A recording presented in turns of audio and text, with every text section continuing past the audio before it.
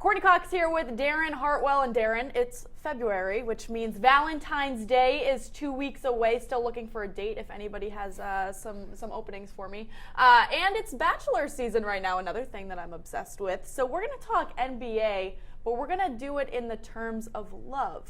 So we're going to start with some eligible bachelors, but in this case, some eligible trades. Carmelo Anthony and Jimmy Butler, lots of headlines with their names in it. Where do you think that they land? Yeah, those are kind of the two most desirable eligible bachelors, you could say. For Anthony, I think the team right now is the Clippers. The Knicks are really trying to trade Anthony. It looks like Phil Jackson wants to get rid of him. They're looking at a 3-team trade with the Clippers and possibly a third team.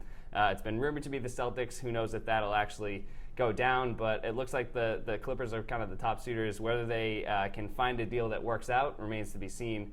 And with Butler, it's looking like the Celtics again. You know, we've always seen those Jimmy Butler to the Celtics rumors, but the report was that the Celtics still have what the Bulls are looking for in terms of players: Jay Crowder, Marcus Smart, and that Nets pick. So, you know, if Danny Ainge wants to do something before the trade deadline, it looks like it's possible. But again, we've said that plenty of times.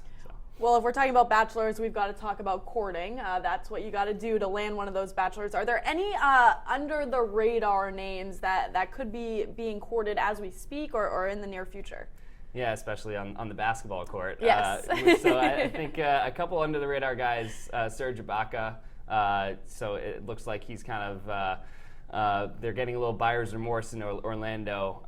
It was the reports. So the Celtics could be interested in Ibaka too. They need a front court guy. They need a guy who can rebound, who can block shots. So he's one guy. And then Shelvin Mack. The Cavs have expressed interest in Shelvin Mack. The Cavs are kind of weird though. They've expressed interest in a lot of players. They brought in Lance Stevenson. They brought in Mario Chalmers, kind of turning back the clock a little bit Right. for free agent work or for free agent workouts. So it kind of remains to be seen what they'll do, but adding a guy like Mack I think would help them, give them some backcourt depth. So the Cavs would definitely be a team to watch. Now let's talk about a match made in NBA heaven, if you will. A nice love match here. Do you have any trade deadline matches? The bold prediction maybe?